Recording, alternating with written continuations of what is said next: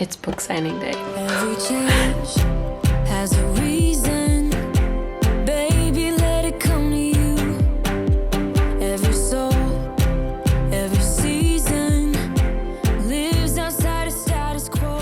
I want to bring you along for the experience and share how I got my book in Barnes & Noble. Answer other questions like how do you actually do a book signing if you get one, and what do you bring? But first, I need to get ready. So we've got the hair curled. I never do this anymore, so it didn't totally turn out, but that's fine. I'm trying to decide if I want to do like a necklace or these super cute future best-selling author earrings that a friend gave me. Hold on, I can do this. These are based on the design that's on my merch. Cute! Ah! I don't have earrings like this on my website. I have them on a shirt. My friend had like a custom design made for me. I love them, but they don't go together with the necklace, so I think the necklace has to go. Ah, I'm so excited. First things first, let's talk about what I'm bringing to the store. So this is my fun bookish bag that I got at BookCon. Inside are actually only 2 things so far. We have the most important part of a signing, a Sharpie, because obviously signing books. Now, I do not need this many. I probably need 1, but these are all the ones that I could find in the house, so I'm bringing all of them. It's better to have backups.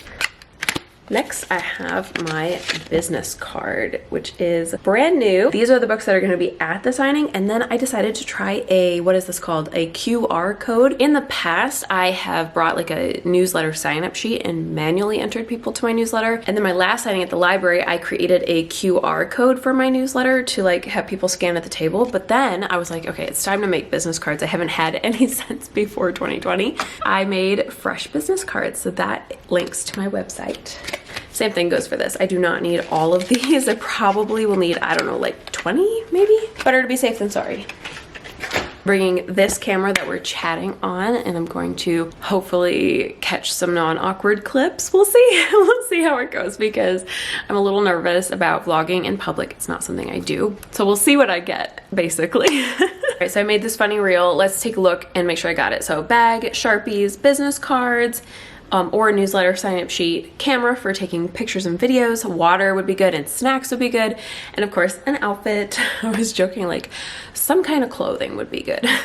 So the other thing that I didn't mention, and I'm not doing today because I just didn't have time to put anything together, is you could put together an incentive for people to show up. I haven't done a Barnes & Noble book signing in 3 years now. The last one that I was scheduled to have was March 2020. Right when you know what happened. So that didn't happen. The only thing I've done since is the library book signing, which was super fun. It went really well, but I don't feel totally prepared. Like I don't know, as you can see, I don't have it all figured out, but we have to go in 10 minutes. So I guess you will see when we get there. Let's go to a book signing.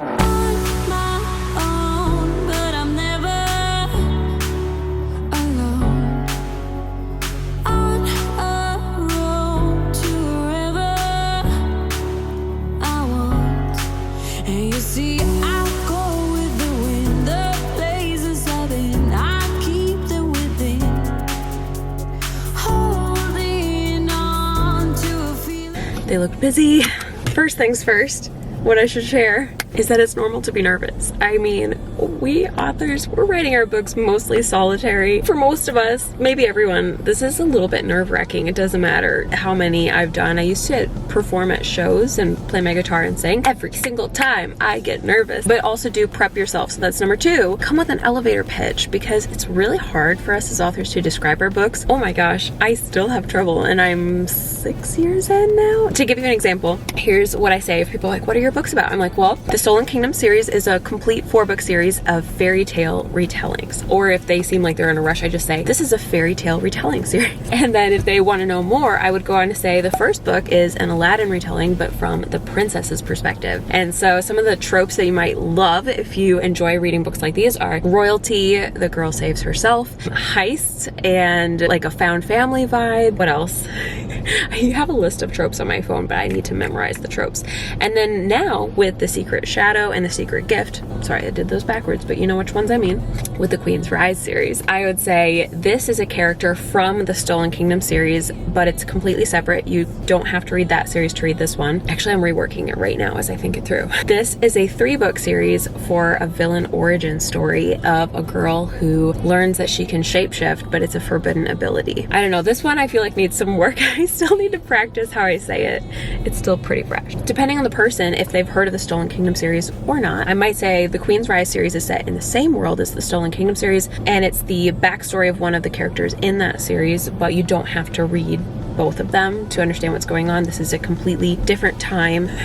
Can you tell that I haven't described that series in public yet? This is what I mean. I should have practiced my elevator pitch more. I'm going to start with the Stolen Kingdom because I'm better at that one. Third thing is come early if you can. I feel like it helps to come early. You can kind of chat with the booksellers before you get started. I'm only 5 minutes early, so I should get going. But I want to share one last final thing that I'm going to try to do before I go and introduce myself is to support the business that is supporting you by either getting a drink if they have a coffee shop or buying books from them. And so if they have a coffee shop here, I'm gonna go get a yummy drink, take some pictures of the table, hopefully, try not to be awkward, and say hello. Oh my gosh, I'm so nervous. Every change has a reason. Baby, let it come to you. Every soul, every season lives outside of status quo. If we stop believing we're meant to be, expanding our abilities. If the passion's gone, we are doing it wrong. Baby, you and I should start living now. With the whole world at our feet, we could stay or we could leave. There is nothing in between. So baby, we should start living now. 'Cause we only have this life. Wanna laugh and wanna cry. I don't wanna waste my time. So baby, we should start living now.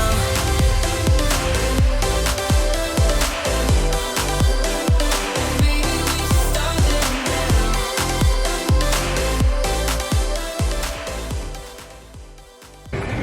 That's a video, hold on. We are close, can you feel it? Something is behind the clouds. We just have I can't even talk right now.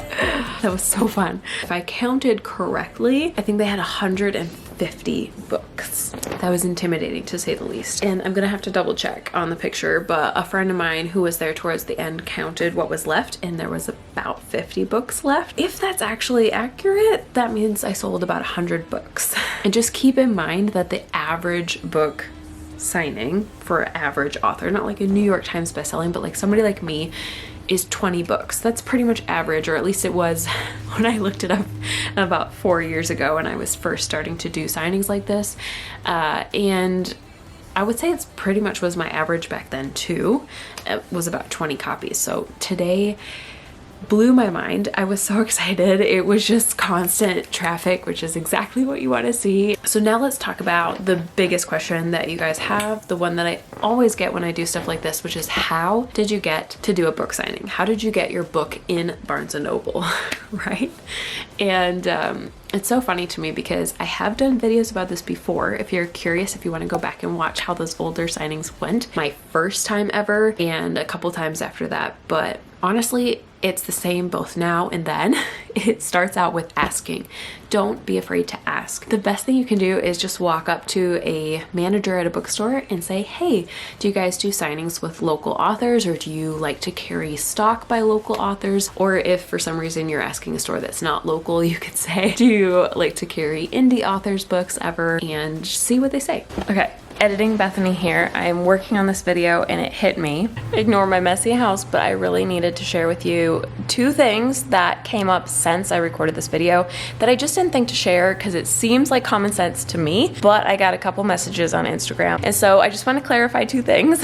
First of all, Barnes & Noble is a business, just like any other business. They are not required to take your book just because you're an author. You need to make it worth their while. Tell them about the sales you've had if they're really good, would. Or if you've built up a really big author platform, share the numbers. And obviously, if they can see you come in with a smile on your face and be able to talk about your book and all the stuff I talked about at the beginning of the video, they'll be more likely to consider you as well, because they want to sell books. They don't just want to buy them for no reason. They don't have that in their budget. They need to make smart business choices. So it's your job, if you want the signing, to show them that you are a smart business choice. The second thing is that Amazon is Barnes & Noble's competitor. They are not going to be buying their books from Amazon. So if you want to do a Barnes & Noble book signing, you have to have your books available through a publisher, print-on-demand company, whatever, that they are willing to work with. So obviously Barnes & Noble Press is their own company, so you should be able to get them to work with that. But then the other big company that's typically used by Barnes & Noble is Ingram Spark, because Ingram Spark is not only for indie books, but they also have TradPub books. So this is a trustworthy printer for them that they will be willing to buy from.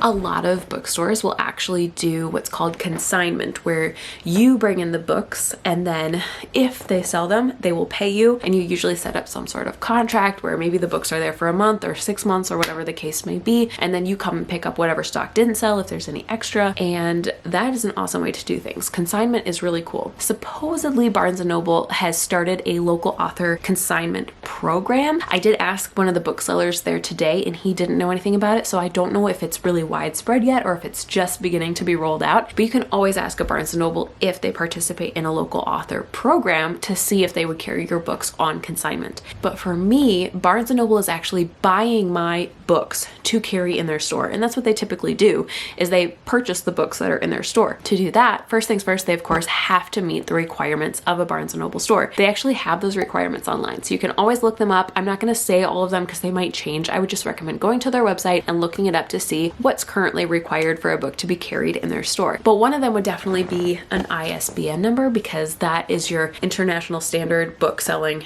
number. Maybe I'll do a video on ISBN numbers sometime if you guys want. I've never done it because it's kind of complicated, but it's kind of not. If you Google how do you get an ISBN number in the US, you can get them through Bowker, or you can get them through the individual print-on-demand companies, and they usually, most of them these days, will give you a free one if you go through their company. So you can't use it on other companies. If you got it from one company, it has to be used there. But like, I have a free ISBN number on KDP, Amazon's print-on-demand company. You can get a free one on Ingram Spark, on Draft to Digital, and even Barnes & Noble Press now gives you a free one. So that's what I've been doing. I used to purchase ISBNs through Bowker, and I've just lately been using the free option on my print-on-demand companies personally. But as long as you meet those requirements and the store is willing to take a chance on you, then you can potentially do a signing just by asking them. I always prefer to ask in person because it's a little bit easier to come in with a smile and help them get to know you and be like, I'm a local author, I'd love to chat, and just see what your options are if you're interested and if you're open to an author doing a book signing with you. If so, what are the requirements? But if they aren't there in person, you could also do a phone call, which is what I ended up doing for this signing that I did today, because the manager who purchases books was not available when I was in the store. So I just gave them a call and I said, hey, same thing that I would say in person. I'm a local author and I'm super excited about possibly doing a book signing with you guys. Is that something you would be open to? And then it just goes from there. And just so you know, be prepared with your ISBN number, because that is the first question they're going to ask. That is how booksellers look up books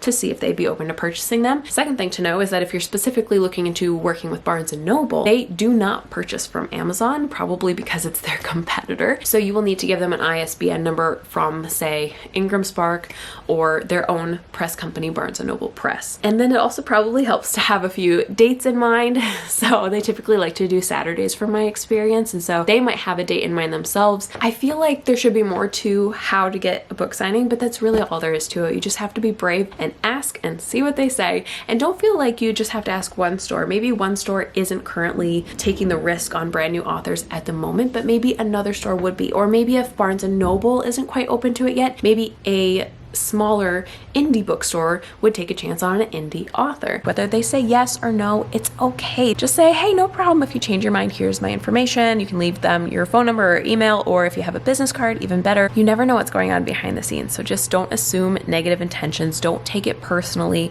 and don't be afraid to keep trying.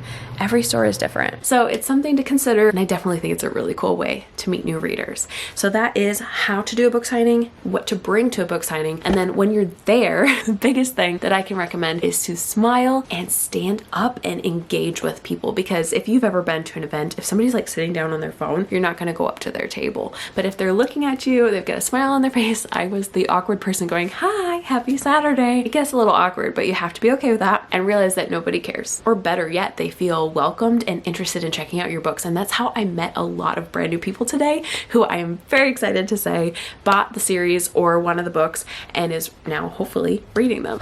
So that is how today went, and I still can't believe how many books were sold, but as you could see, there were definitely some books left over and they had me sign all of them. So if you'd like to buy a book and support me, but also support the store so that they want me to come back, I will leave the number to the store right here so you can ask them if they will sell you a signed copy. Keep in mind that typically signed copies are put into the computer, but in this case they might not be, so you might have to ask the bookseller and say, hey, there was just a signing, you might not see it in the computer, but these books should be signed at your store, and ask them to go look as nicely as possible. And I really appreciate it. So thank you so much for supporting me and my books. This has been amazing. I'll talk to you guys again very soon. Bye.